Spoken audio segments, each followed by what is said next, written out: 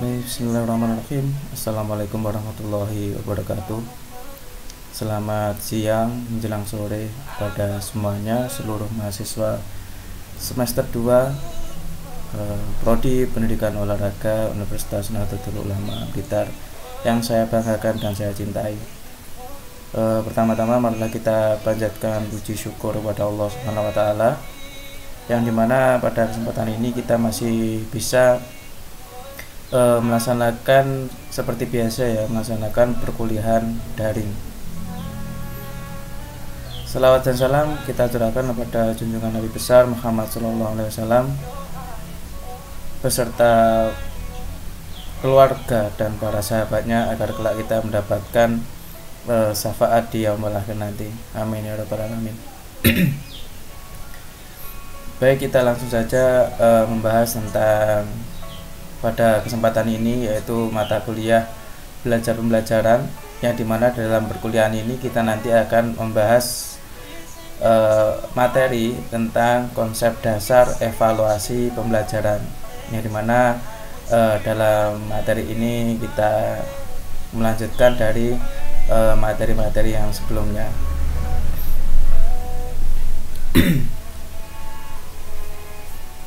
Kita langsung saja masuk di materi, karena kita mempersingkat waktu, kita tidak memiliki waktu yang cukup lama untuk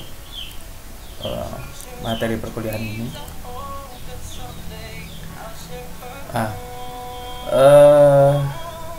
Di dalam konsep dasar evaluasi dan pembelajaran ya, kita memacu atau bertolak ukur dari Undang-Undang Nomor 20 tahun 2003 ini tentang pasal 39 ayat 2 tentang sistem pendidikan nasional. Acuan dasar kita pendidikan itu di undang-undang ini, atau Undang-Undang Nomor 20 tahun 2003 pasal 39 ayat 2 tentang sistem pendidikan nasional. Di situ disebutkan bahwa pendidik itu adalah tenaga profesional yang bertugas merencanakan dan melaksanakan proses pembelajaran, menilai hasil pembelajaran, melakukan bimbingan dan pelatihan, serta melakukan penelitian dan pengabdian kepada masyarakat, terutama bagi pendidik pada perguruan tinggi. Ini contohnya ini tentang guru dan dosen ya. Jadi dengan demikian salah satu kompetensi yang harus dimiliki seorang pendidik itu adalah kemampuan mengadakan evaluasi, yang dimana pada kesempatan ini kita akan membahas tentang evaluasi pembelajarannya. Jadi seorang pendidik atau guru atau bahkan dosen gitu ya, itu harus memiliki kemampuan mengadakan evaluasi, baik dalam proses pembelajarannya maupun penilaian hasil belajar. Kemampuan melaksanakan evaluasi itu ya, kemampuan melaksanakan evaluasi pembelajaran itu merupakan kemampuan dasar yang mesti dikuasai oleh seorang pendidik maupun calon pendidik ya, sebagai salah satu kompetensi profesional seorang pendidik itu sendiri.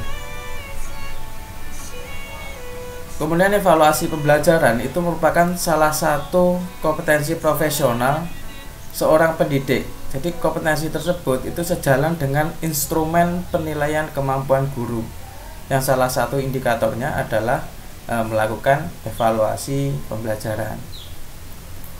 Jadi kita lanjutkan, apa itu pengertian evaluasi? Jadi istilah evaluasi pembelajaran itu sering disamaartikan dengan ujian. Nah, meskipun saling berkaitan, akan tetapi tidak mencakup keseluruhan makna yang sebenarnya itu ya. Jadi ujian itu ujian ulangan harian itu ya, yang dilakukan guru di kelas, atau bahkan ujian akhir sekolah sekalipun gitu ya, misalnya UAN, UN dan sebagainya untuk lulusan, itu belum dapat menggambarkan esensi evaluasi pembelajaran, terutama bila dikaitkan dengan penerapan kurikulum 13 gitu ya, yang dimana di dalam kurikulum 13 itu evaluasi pembelajarannya itu pada dasarnya bukan hanya menilai hasil belajar, tetapi juga proses-proses yang dilalui pendidik dan peserta didik dalam keseluruhan proses pembelajaran.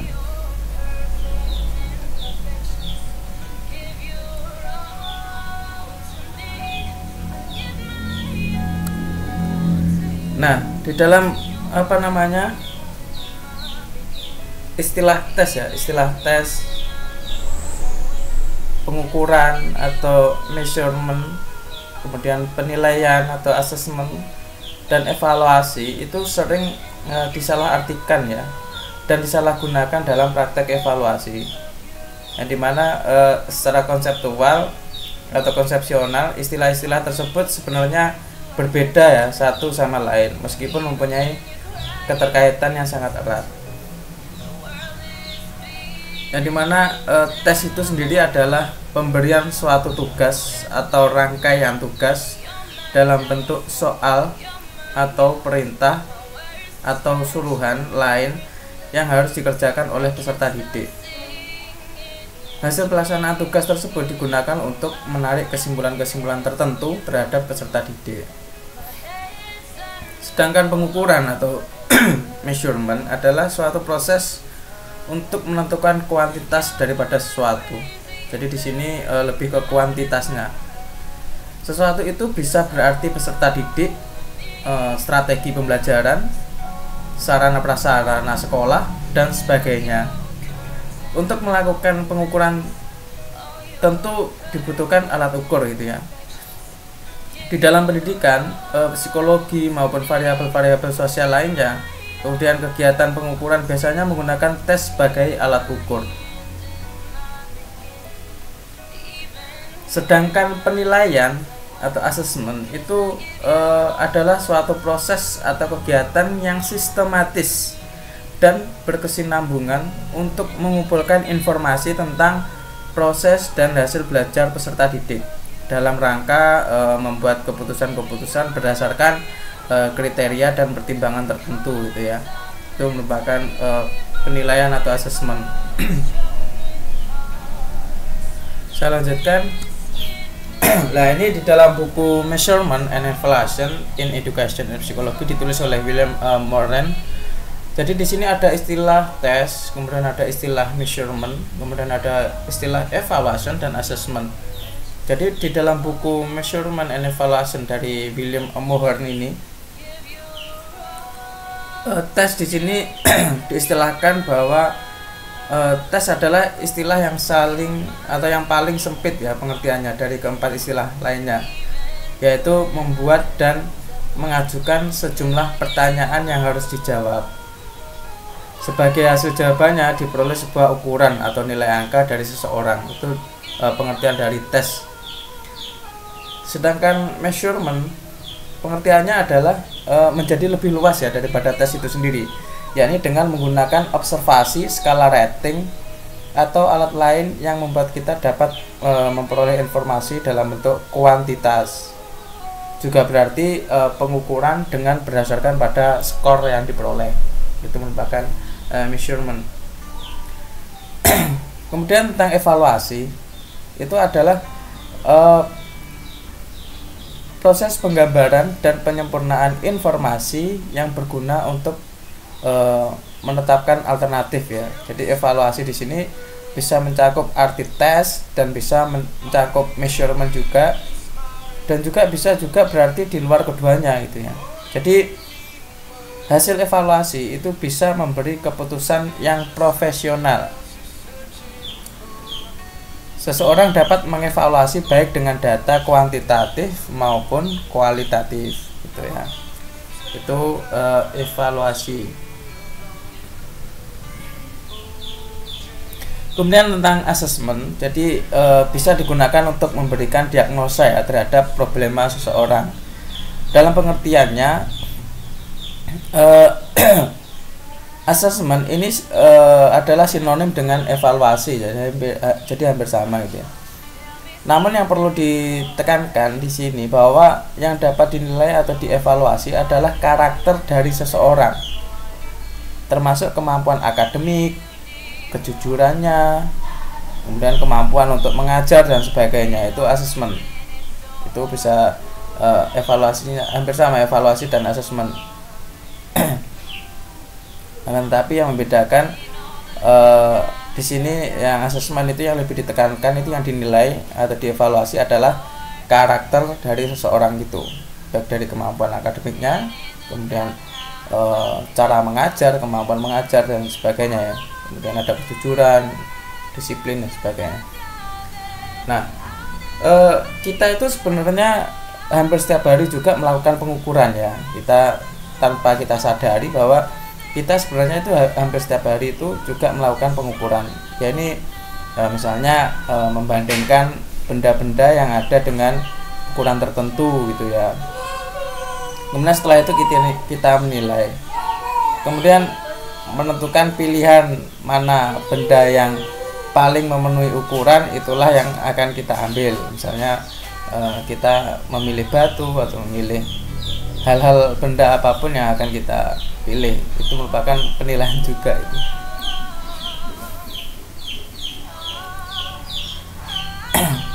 Kemudian kita itu tidak bisa atau tidak dapat mengadakan penilaian itu sebelum kita mengadakan pengukuran. Nah, mengukur sendiri itu adalah membandingkan sesuatu dengan satu ukuran. Jadi di sini pengukuran itu bersifat kuantitatif ya. Jadi bisa dikatakan misalnya berat ya, berat dari suatu benda yang atau yang akan kita ukur itu tadi. Atau misalnya panjang ya, misalnya kita mau mengambil tongkat yang lebih panjang daripada tongkat yang satunya yang lebih pendek, itu merupakan pengukuran kuantitatif. Kemudian menilai adalah mengambil sesuatu keputusan terhadap suatu dengan ukuran baik buruk. Jadi di sini penilaian itu bersifat kualitatif gitu ya. Kemudian mengadakan evaluasi meliputi kedua langkah di atas, ya, ini mengukur dan menilai. Jadi sejalan dengan pengertian evaluasi yang disebutkan di atas ya, atau yang tadi kita bicarakan, bahwa mengumpulkan bahwa hakikatnya evaluasi itu adalah suatu proses yang sistematis dan berkelanjutan untuk menentukan kualitas. Nah, kualitas di sini bisa nilai dan bisa arti gitu ya, daripada sesuatu. Berdasarkan pertimbangan dan kriteria tertentu dalam rangka mengambil suatu keputusan.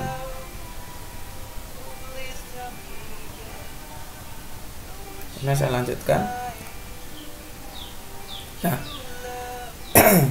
ini evaluasi adalah suatu proses yang sistematis dan berkelanjutan ya, untuk menentukan kualitas, nilai dan arti daripada sesuatu berdasarkan pertimbangan dan kriteria tertentu dalam rangka mengambil suatu keputusan. Ini menurut Arifin tahun 2013. Dia menerangkan bahwa di dalam evaluasi itu ada pengertian-pengertiannya.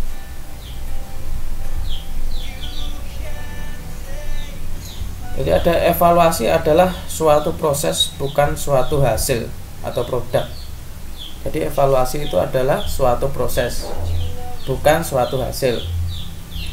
Hasil yang diperoleh dari kegiatan evaluasi itu adalah gambaran kualitas daripada sesuatu itu sendiri, baik yang menyangkut tentang nilai atau arti. Sedangkan kegiatan untuk sampai kepada pemberian nilai dan arti itu adalah evaluasi namanya. Jadi gambaran kualitas yang dimaksud itu merupakan konsekuensi logis dari proses evaluasi yang dilakukan. Proses tersebut tentu dilakukan secara sistematis dan berkelanjutan ya, dalam arti terencana, sesuai dengan prosedur dan aturan, dan terus menerus atau continue gitu ya. Kemudian tujuan evaluasi adalah untuk menentukan kualitas daripada sesuatu. Jadi terutama yang berkenaan dengan nilai dan arti.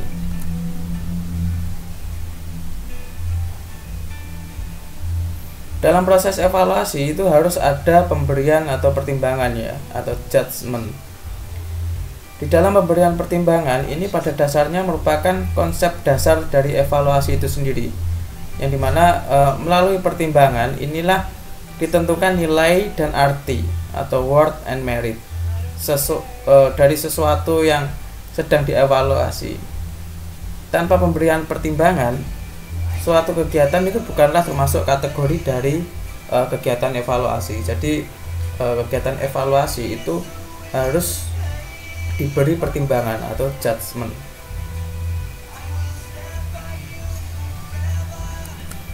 Kemudian ada pemberian pertimbangan tentang nilai dan arti.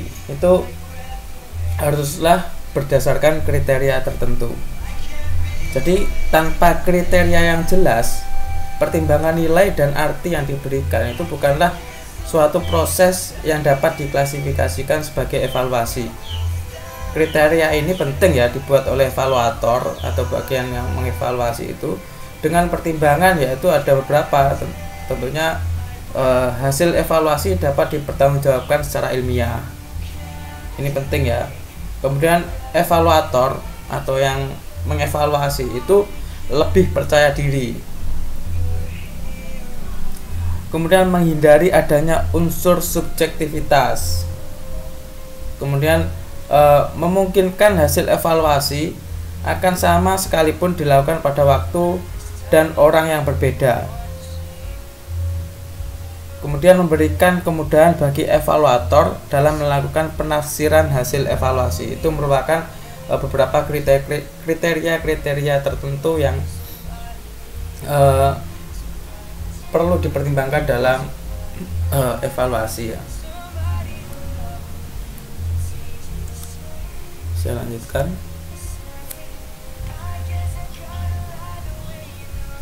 Nah, kita langsung ke proses evaluasi ya. Dalam pendidikan, misalnya ini di dalam pendidikan ya, kita bisa lihat ini gambar diagram transformasinya.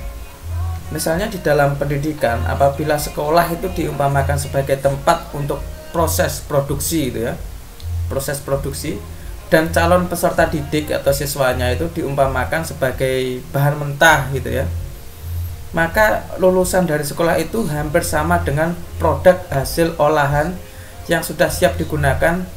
Disebut juga dengan ungkapan transformasi. Jadi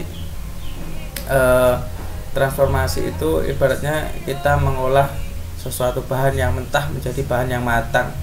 Lah, mengolah dari bahan mentah ke matang itu merupakan transformasi. Mengolahnya itu namanya transformasi gitu ya.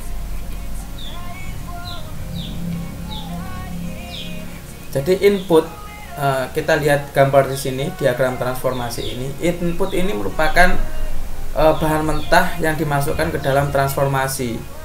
Dalam dunia sekolah itu, maka yang dimaksud dengan bahan mentah adalah calon peserta didik yang baru akan memasuki sekolah. Jadi peserta didik baru gitu ya, sebelum memasuki sesuatu atau memasuki suatu tingkat sekolah, institusi calon peserta didik itu dinilai dahulu kemampuannya. Bisa dengan penelitian itu diketahui apakah kelak akan mampu mengikuti pelajaran dan melaksanakan tugas-tugas yang akan diberikan kepadanya. Nah, ini input dari misalnya di sekolah itu tadi ya, input dari sekolah itu merupakan peserta didik baru. Nah, itu dites dulu atau diteliti dulu apakah dia nanti di dalam mentransformasi itu mampu apa tidak dalam mengikuti pelajaran dan melaksanakan tugas-tugas yang akan diberikan kepadanya. Jadi itu ada tesnya terlebih dahulu. Kemudian output di dalam sekolah itu bahwa bahan jadi yang dihasilkan oleh transformasi itu namanya output itu ya. Yang dimaksud dalam output di sini peserta didik lulusan sekolah yang bersangkutan itu dapat menentukan apakah peserta didik itu berhak lulus atau tidak. Nah, maka dari itu perlu diadakan kegiatan penilaian. Sedangkan transformasi itu adalah mesin yang bertugas untuk mengubah bahan mentah menjadi bahan jadi. Dalam dunia sekolah, di sekolah itulah yang dimaksud dengan transformasi. Sekolah itu ya sekolah itu sendiri yang apa namanya, terdiri dari beberapa mesin yang menyebabkan berhasil atau gagalnya sebagai transformasi gitu ya. Bahan jadi yang diharapkan dalam hal ini, peserta didik itu lulus sekolah ditentukan oleh beberapa faktor sebagai akibat pekerjaannya atau unsur-unsur yang ada.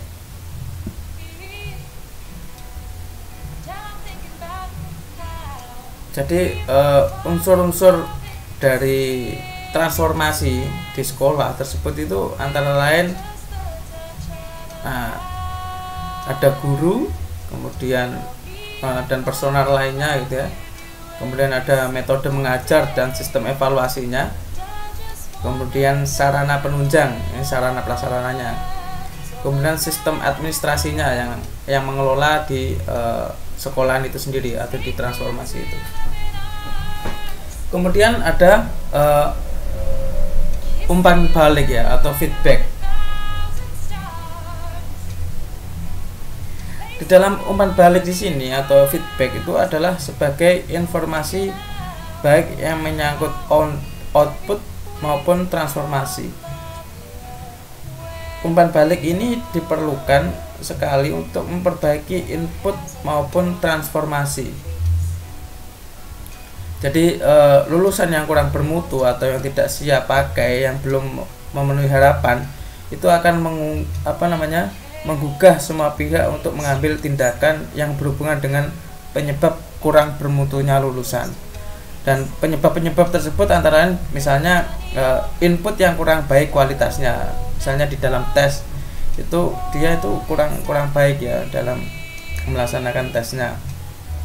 Kemudian ada guru dan personal yang kurang tepat atau kualitas. Di sini guru yang kurang berkualitas misalnya. Kemudian materi yang tidak atau kurang cocok. Nah, ini materi yang tidak cocok gitu ya. Itu merupakan beberapa penyebab kurang bermutunya lulusan.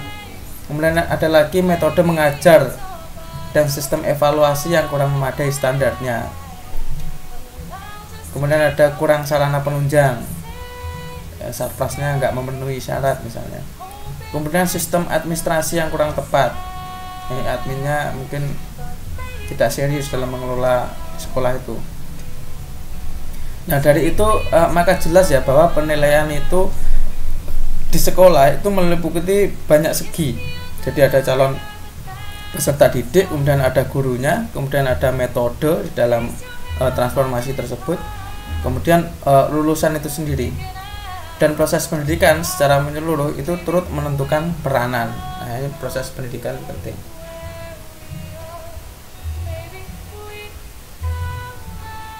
Saya lanjutkan, itu merupakan proses dari evaluasi ya. Ada input, transformasi, output, dan umpan balik. Kemudian ada ciri-ciri evaluasi dalam pendidikan. Nah, ini ada beberapa ciri-ciri ya di dalam evaluasi pendidikan. Kita bisa lihat di sini ada diagram tentang distribusi intelijensi quotient atau IQ.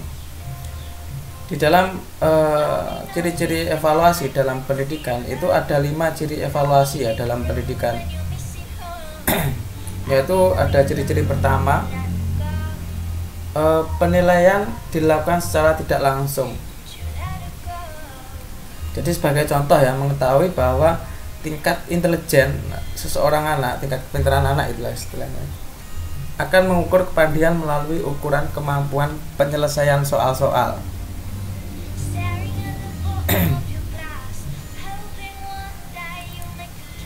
Jadi dengan acuan bahwa tanda-tanda anak yang intelijennya baik itu adalah anak yang mempunyai misalnya kemampuan untuk bekerja dengan bilangan, misalnya matematikanya bagus gitu ya. Kemudian kemampuan untuk menggunakan bahasa yang baik. Kemudian kemampuan untuk menangkap sesuatu yang baru, itu cepat ya, cepat dalam menangkap sesuatu itu. Kemudian kemampuan untuk mengingatnya itu tajam atau tidak mudah lupa.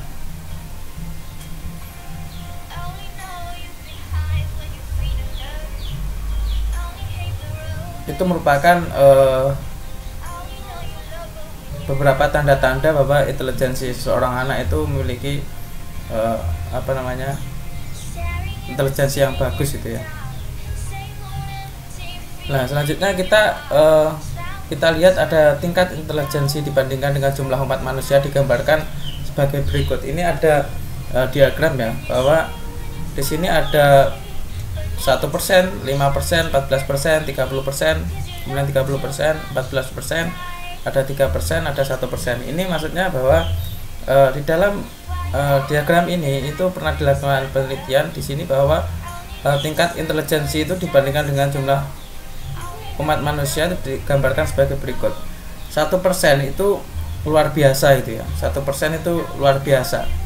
Itu mempunyai IQ antara 30 sampai 70. Kemudian 5% di sini ada dungu. Dungu di sini mempunyai IQ antara 70 sampai 80. Kemudian ada 14% itu bodoh. Itu mempunyai IQ antara 80 sampai 90. Kemudian yang 60 atau 30 ini merupakan normal. Itu mempunyai IQ antara 90 sampai 110. Itu pada rentangan normal gitu ya. Kemudian yang 14% ini pandai. Itu mempunyai IQ antara 110 sampai 120. Kemudian yang 5% selanjutnya itu ada sangat pandai ya. Sangat pandai itu mempunyai IQ antara 120 sampai 130. Nah, ada 1% itu dikategorikan jenius. Jenius itu mempunyai IQ lebih dari 130. Itu pengertian dari gambaran diagram ini ya, bahwa kita bisa melihat bahwa di dalam presentasi atau intelijensi seseorang itu yang dikategorikan jenius itu sangat sedikit sekali ya. Di dalam jumlah umat manusia itu hanya 1% yang memiliki apa namanya, tingkat kejeniusan IQ melebihi dari 130. Kemudian luar biasa di sini maksudnya mungkin idiot itu ya, atau keterbelakangan mental gitu ya. Itu IQ-nya antara 30 sampai 70. Nah, ini yang saya katakan tadi bahwa yang dikatakan 1% luar biasa itu masih terbagi lagi ya, atas ada yang 70 itu ada idiot, itu mempunyai IQ antara 0 sampai 25. Kemudian ada imbecile yang mempunyai IQ antara 26 sampai 50. Kemudian ada debil, itu yang mempunyai IQ antara 51 sampai 70. Jadi di dalam tolak ukur dari luar biasa dalam 1%, yang dimana luar biasa itu 70 sampai 80-an IQ-nya itu masih terbagi lagi menjadi 3 ya, yaitu ada idiot, ada imbecile, kemudian ada debil.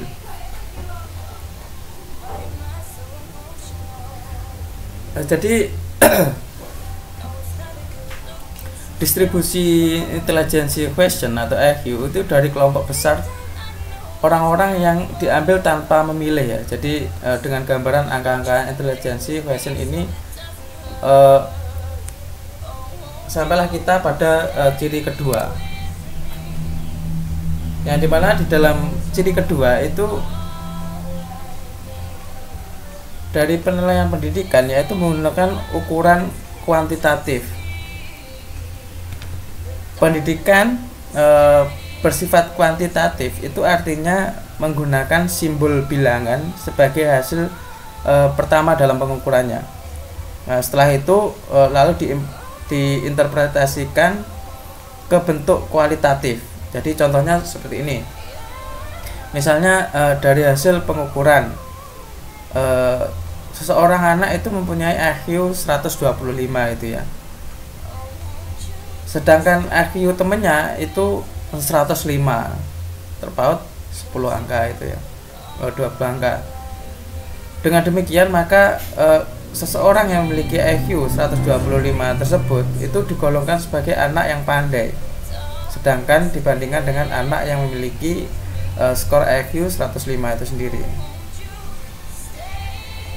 Kemudian ciri yang ketiga itu dari penilaian pendidikan, yaitu bahwa penilaian pendidikan itu menggunakan unit-unit untuk satuan-satuan yang tetap, karena IQ 105 itu termasuk anak normal. Itu ciri-ciri yang ketiga. Kemudian ciri-ciri yang ketiga itu dari penilaian pendidikan, yaitu bahwa penilaian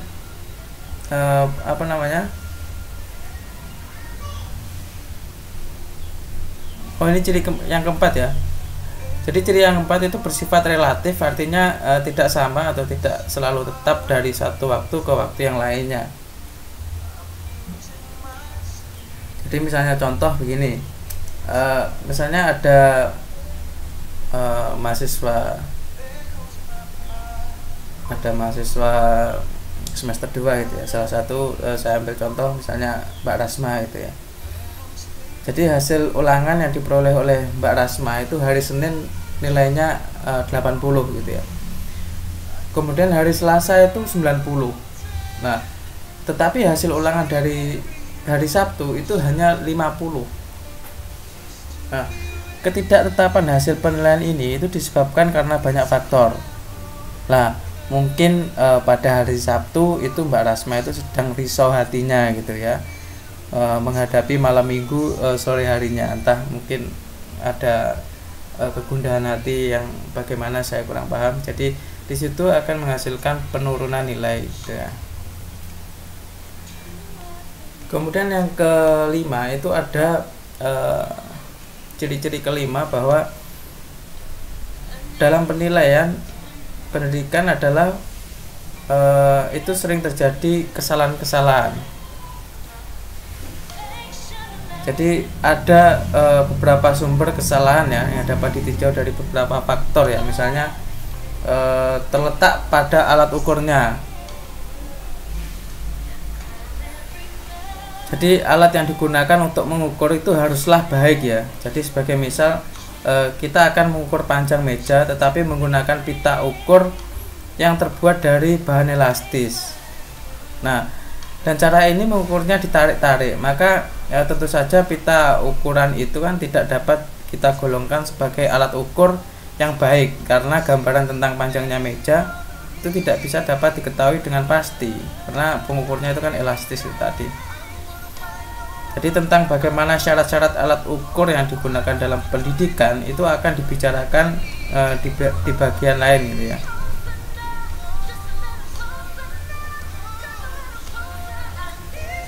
Kemudian kesalahan-kesalahan selanjutnya yaitu terletak pada orang yang melakukan penilaian atau evaluator tadi ya. Jadi dalam kesalahan atau pada orang yang melakukan penilaian ini berupa misalnya kesalahan pada waktu melakukan penilaian karena faktor subjektif ya. Penilaian telah berpengaruh pada hasil pengukuran. Jadi tulisan jelek dan tidak jelas, mau atau tidak mau itu sering mempengaruhi subjektivitas penilai. Jadi jika pada waktu pengerjaan koreksi penilai itu sendiri sedang risau gitu ya. Jadi itulah sebabnya pendidik harus jauh mungkin dari hal itu. Jadi tidak boleh subjektif. Kemudian kesalahan-kesalahan dari seseorang yaitu kecenderungan dari penilai untuk memberikan nilai secara murah atau mahal. Jadi ada guru yang memberi nilai 2 untuk peserta didik yang menjawab salah dengan alasan untuk upah menulis. Nah ini perlu dievaluasi nih gurunya ini. Tetapi ada yang memberikan 0 untuk jawaban yang serupa. Lainnya seperti like and dislike ya, atau pilih kasih gitu. Kemudian yang ketiga ada kesalahan dari seseorang yaitu adanya halo effect ya. Ini adanya kesan menilai terhadap peserta didik. Jadi kesan-kesan itu dapat berasal dari guru yang lain maupun dari guru-guru itu sendiri pada kesempatan memegang mata pelajaran. Kemudian adanya pengaruh hasil yang telah diperoleh terdahulu. Jadi misalnya seorang peserta didik pada ulangan pertama mendapatkan angka 10 sebanyak 12 kali misalnya. Nah, untuk ulangan yang ke-13 dan seterusnya, guru sudah terpengaruh ingin memberi angka lebih banyak dari sebenarnya pada waktu ulangan tersebut. Ia sedang mengalami nasib sial, ya ini salah mengerjakan. Jadi itu tidak boleh ya. Kemudian kesalahan yang selanjutnya dari seorang evaluator yaitu disebabkan oleh kekeliruan menjumlah angka-angka hasil penilaian. Ini manusiawi sekali. Sebaiknya dalam melakukan penjumlahan tentang angka-angka ini itu kita bisa dibantu dengan alat-alat ya, misalnya kalkulator, menggunakan Microsoft Excel dan sebagainya. Kemudian kesalahan-kesalahan selanjutnya itu terletak pada anak yang dinilai gitu ya, bahwa siswa adalah manusia yang berperasaan ya dan bersuasana hati. Jadi suasana hati seseorang itu akan berpengaruh terhadap hasil penilaian. Misalnya suasana hati yang kalut, sedih atau tertekan itu memberikan hasil yang kurang memuaskan. Sedang suasana hati gembira dan cerah itu akan memberikan hasil yang baik. Itu beberapa ciri-ciri dari anak yang dinilai. Kemudian keadaan fisik ketika peserta didik sedang dinilai. Jadi misalnya peserta didik itu kepalanya pusing, kemudian perutnya mulas, sakit gigi dan sebagainya, itu tentu saja akan mempengaruhi cara peserta didik memecahkan persoalan. Jadi pikiran dari anak didik tersebut susah untuk konsentrasi itu ya. Kemudian nasib dari peserta didik ya, kadang-kadang mempunyai peranan terhadap hasil penilaian. Jadi tanpa adanya suatu sebab fisik maupun psikis, ada kalanya seperti ada gangguan ya terhadap kelancaran mengerjakan soal-soal. Itu kesalahan yang terjadi pada anak.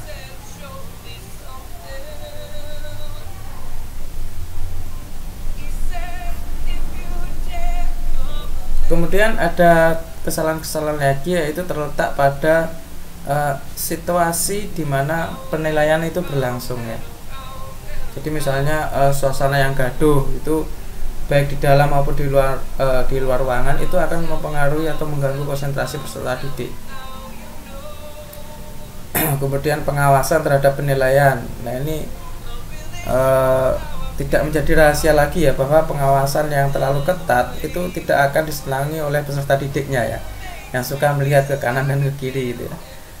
Namun ada kalanya keadaan sebaliknya, yaitu pengawasan yang longgar itu justru membuat kesal bagi para peserta didik yang mau disiplin dan percaya diri sendiri. Nah itu guru di sini harus tahu dari kebutuhan siswanya atau peserta didiknya.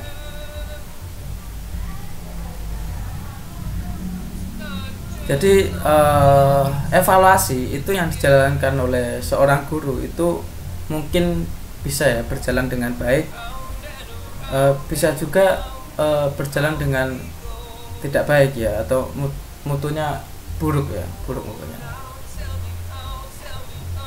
Jadi sehubungan dengan itu, maka untuk mengetahui apakah yang dimaksud dengan evaluasi yang baik itu perlu sebelumnya ditentukan unsur-unsur apa dalam situasi belajar yang dianggap penting. Bahkan aspek terpenting dalam segala macam belajar ialah tujuan pelajar itu sendiri.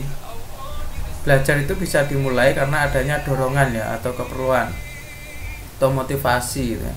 Jadi karena adanya suatu persoalan yang dirasakan memaksa oleh pelajar atau peserta didik itu, karena adanya suatu situasi pengalaman yang tidak dikuasai, jadi atau bila belajar itu telah dimulai kemudian diteruskan ke arah pencapaian tujuan. Jadi dalam belajar itu tidak pula luput adanya hambatan dan kesulitan. Proses yang demikian atau yang dikatakan sulit itu dianggap ada karena munculnya pengertian. Jadi oleh karena itu maka setiap bentuk evaluasi yang baik itu sudah seharusnya membantu merealisasikan tujuan belajar yang dianut muridnya atau peserta didik ya.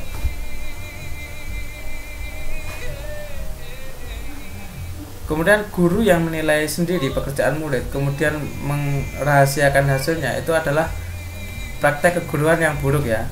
Itu perlu kalian cermati bahwa guru yang menilai sendiri pekerjaan murid kemudian merahasiakan hasilnya itu adalah praktek keguruan yang buruk, tidak akan berfungsi merealisasikan tujuan belajar peserta didiknya.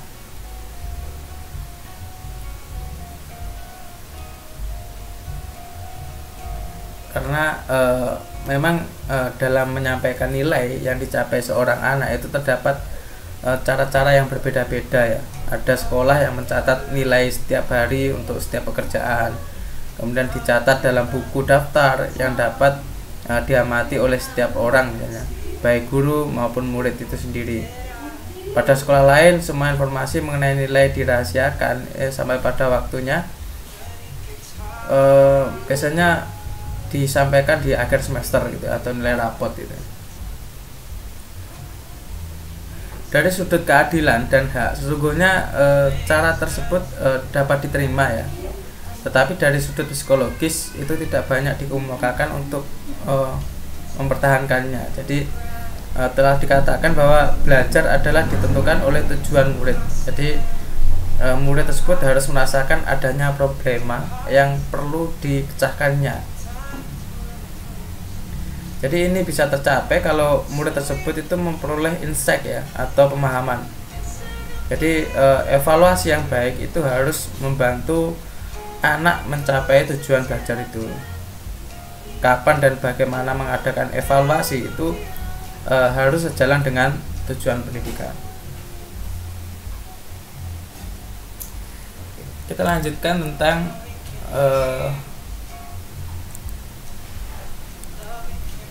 ini tentang kesalahan-kesalahan tadi ya. Tujuan dan fungsi evaluasi pembelajaran.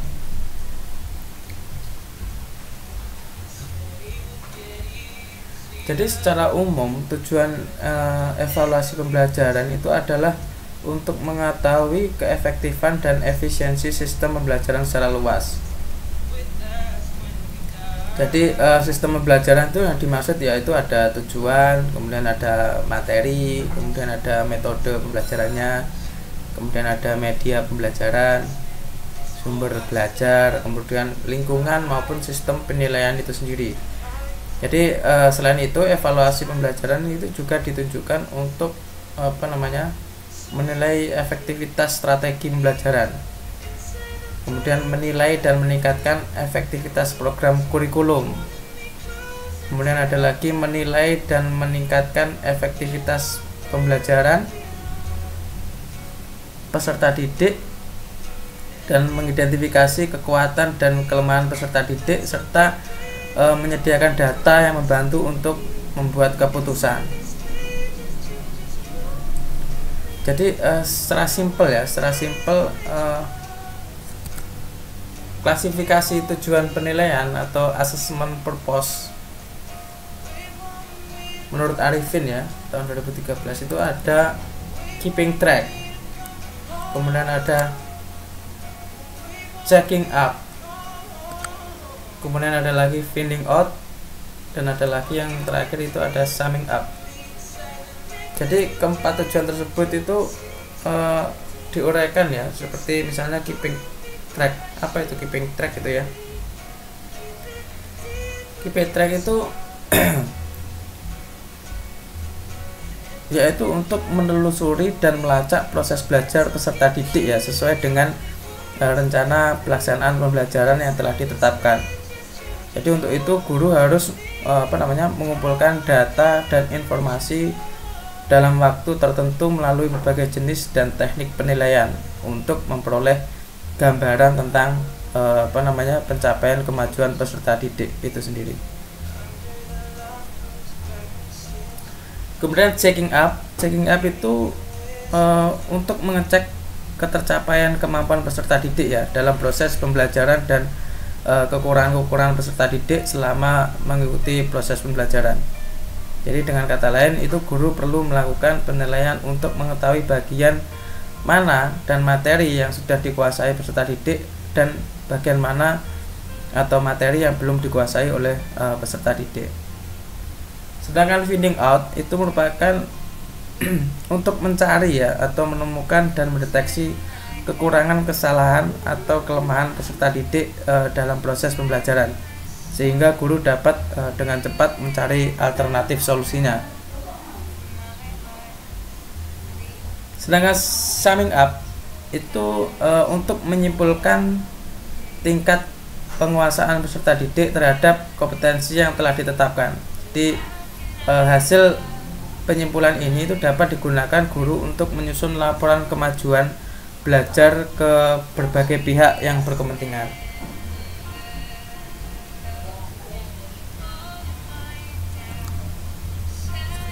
Nah, dengan mengetahui makna penilaian ditinjau dari berbagai segi dalam sistem pendidikan, ya, maka dengan cara lain itu dapat dikatakan bahwa tujuan dan fungsi penilaian itu ada beberapa hal. Jadi tujuan atau fungsi penilaian itu ditinjau dari berbagai segi dalam sistem pendidikan, yaitu ada penilaian berfungsi selektif. Penilaian berfungsi selektif di sini dimaksudkan dengan cara mengadakan penilaian, guru itu mempunyai cara untuk mengadakan seleksi ya atau penilaian terhadap peserta didiknya.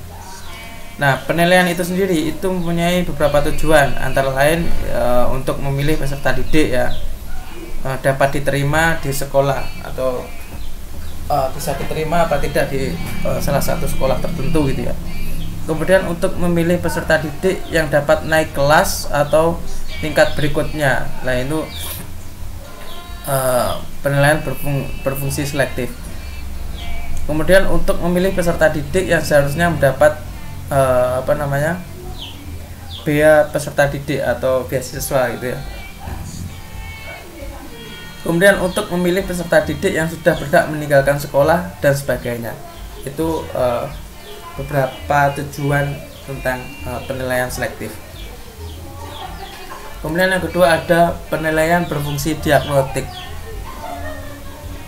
Jadi di sini apabila alat yang digunakan dalam penilaian itu cukup memenuhi persyaratan, maka dengan melihat hasilnya itu guru akan mengetahui kelemahan peserta didik. Jadi di samping itu diketahui pula sebab-sebab kelemahan itu juga. Jadi dengan mengadakan penilaian, sebenarnya guru mengadakan diagnosa kepada peserta didik tentang kebaikan dan kelemahannya. Jadi dengan diketahui sebab-sebab kelemahan ini, maka akan lebih mudah dicari untuk cara mengatasinya. Kemudian yang ketiga itu ada penilaian berfungsi sebagai penempatan. Sistem baru yang kini banyak dipopulerkan di negara barat itu adalah sistem belajar sendiri. Belajar sendiri itu dapat dilakukan dengan cara mempelajari sebuah paket belajar, baik itu berbentuk modul maupun paket belajar yang lain. Sebagai alasan dari timbulnya sistem ini adalah adanya pengakuan yang besar ya terhadap kemampuan individual. Jadi setiap peserta didik itu sejak lahirnya itu telah membawa bakat sendiri-sendiri ya, sehingga pelajaran akan lebih efektif apabila disesuaikan dengan pembawaan yang ada itu. Nah, di sini akan tetapi disebabkan karena keterbatasan sarana dan tenaga, kemudian ada pendidikan yang bersifat individual itu kadang-kadang sukar sekali dilaksanakannya. Karena pendidikan yang bersifat melayani itu perbedaan kemampuannya itu adalah pengajaran secara kelompok. Jadi untuk dapat menentukan dengan pasti di kelompok mana seorang peserta didik itu harus ditempatkan, itu digunakan suatu penilaian. Jadi sekelompok peserta didik yang mempunyai hasil penilaian sama itu akan berada dalam kelompok yang sama dalam belajar. Itu mohon dikelompokkan. Kemudian selanjutnya ada penilaian berfungsi sebagai pengukur keberhasilan. Jadi fungsi dari penilaian itu dimaksudkan untuk mengetahui sejauh mana suatu program berhasil diterapkan ya.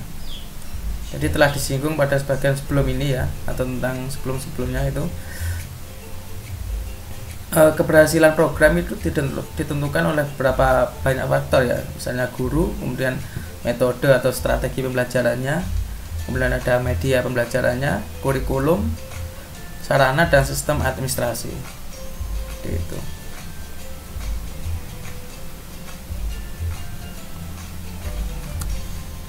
Kemudian ada penilaian selain itu ya, itu ada penilaian juga berguna bagi semua pihak ya, pemangku kepentingan. Di penilaian bagi semua pihak pemangku kepentingan itu ada khusus bagi peserta didik ya, peserta didik, guru dan sekolah. Untuk peserta didik dengan diadakannya penilaian, maka peserta didik itu dapat mengetahui sejauh mana telah berhasil mengikuti pelajaran yang diberikan oleh guru. Nah, hasil yang diperoleh peserta didik dari pekerjaan itu ada dua kemungkinan ya. Kemungkinan yang pertama yaitu memuaskan jika peserta didik memperoleh hasil yang memuaskan, dan hal itu menyenangkan ya. Tentu kepuasan itu ingin diperoleh pada kesempatan lain waktu gitu ya. Akibatnya peserta didik akan mempunyai motivasi yang cukup besar untuk belajar yang lebih giat lagi. Namun demikian keadaan sebaliknya itu dapat terjadi, yakni peserta didik merasa sudah puas dengan hasil yang diperoleh dan usahanya kurang gigih untuk di lain waktu. Akan tetapi kemungkinan yang kedua itu ada tidak memuaskan. Jika peserta didik tidak puas dengan hasil yang diperoleh, ia akan berusaha agar lain kali keadaan itu tidak terulang lagi, maka ia selalu bekerja lebih giat lagi ya. Namun demikian keadaan sebaliknya itu dapat terjadi putus asa dengan hasil kurang memuaskan yang telah diterimanya.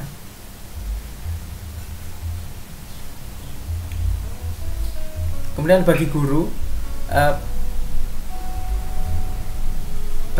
dengan hasil penilaian yang diperoleh guru itu akan dapat mengetahui peserta didik mana yang sudah berhak meneruskan pelajarannya karena sudah berhasil menguasai bahan maupun materi gitu ya. Jadi dengan petunjuk ini guru dapat lebih memusatkan perhatiannya kepada peserta didik yang belum berhasil.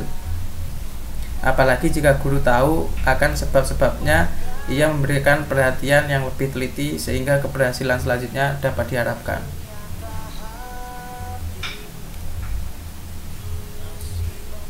Kemudian guru juga akan mengetahui apakah metode yang digunakan itu sudah tepat atau belum. Jadi jika sebagian besar dari peserta didik memperoleh angka jelek pada penilaian yang diadakan, maka mungkin hal ini disebabkan oleh pendekatan atau metode yang kurang tepat. Apabila demikian halnya, maka guru harus mawas diri ya, dan mencoba mencari metode lain dalam belajar. Kemudian untuk sekolah, bagi sekolah ya, penilaian bagi semua pihak pemangku kepentingan yang tentang sekolah. Apabila guru-guru mengadakan penilaian dan diketahui bagaimana hasil belajar peserta didiknya, dapat pula diketahui bahwa apakah kondisi belajar yang diciptakan oleh sekolah itu sudah sesuai dengan harapan atau belum. Jadi hasil belajar itu merupakan cermin kualitas suatu sekolah tersebut.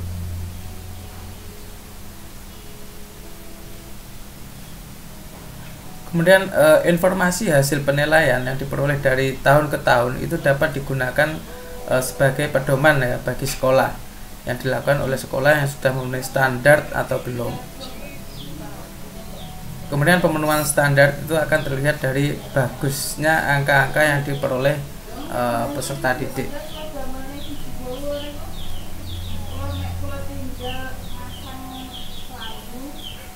Kemudian saya lanjutkan berikutnya, yaitu tentang objek evaluasi pendidikan. Nah, di dalam objek evaluasi pendidikan itu ada beberapa aspek yang perlu diperlukan ya dalam evaluasi terhadap peserta didik. Itu meliputi aspek-aspek tentang berpikir ya, termasuk di dalamnya. Jadi ada intelijensi, ada ingatan, dan ada cara menginterogasi data, prinsip-prinsip pengerjaan, pemikiran logis. Kemudian ada perasaan sosial. Nah, di sini ada cara bergaul, kemudian cara memecahkan nilai-nilai sosial, kemudian ada juga cara menghadapi dan cara berpartisipasi dalam kenyataan sosial. Kemudian lagi ada keyakinan sosial dan kewarganegaraan menyangkut pandangan hidupnya ya, yang terhadap masalah-masalah sosial, politik, dan ekonomi. Kemudian ada apresiasi seni dan budaya. Kemudian ada lagi minat, bakat, dan hobi.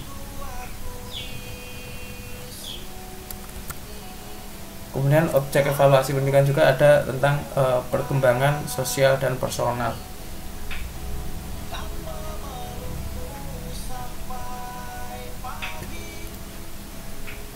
Kemudian ada ruang lingkup objek evaluasi itu dari segi pencapaian tujuan belajar murid ya, dari berbagai mata pelajaran di sekolah.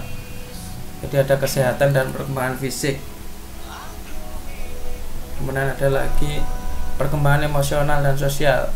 Kemudian ada tingkah laku etis, standar personal, dan nilai-nilai sosial.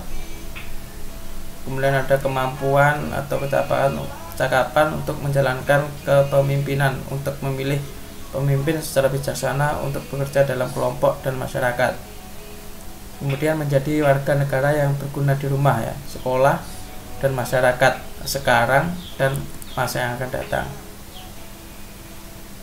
Kemudian perkembangan estetika baik sebagai penikmat maupun pencipta dalam seni, misalnya sastra, drama, radio dan televisi, kemudian kerajinan tangan, home decoration, dan sebagainya. Kemudian kompetensi dalam komunikasi dengan orang-orang lain melalui berbicara, kemudian mendengarkan, dan membaca dan menulis. Kemudian lagi ada kecakapan dalam berhitung, dan mengukur, menaksir, dan berpikir kuantitatif. Nah, itu merupakan materi yang kita bahas dari pertemuan daring ini. Semoga bermanfaat untuk di kemudian hari ya, bahwa tentang evaluasi itu merupakan sangat penting ya dalam proses kegiatan belajar pembelajaran dan dalam tujuan pendidikan. Jadi itu yang bisa saya sampaikan di kesempatan ini. Terima kasih sudah menyimak dan mendengarkan dari materi-materi yang saya sampaikan, dan mohon maaf apabila ada salah kata yang saya ucapkan. Saya akhiri di pertemuan ini. Wabillahi taufiq wal hidayah. Assalamualaikum warahmatullahi wabarakatuh.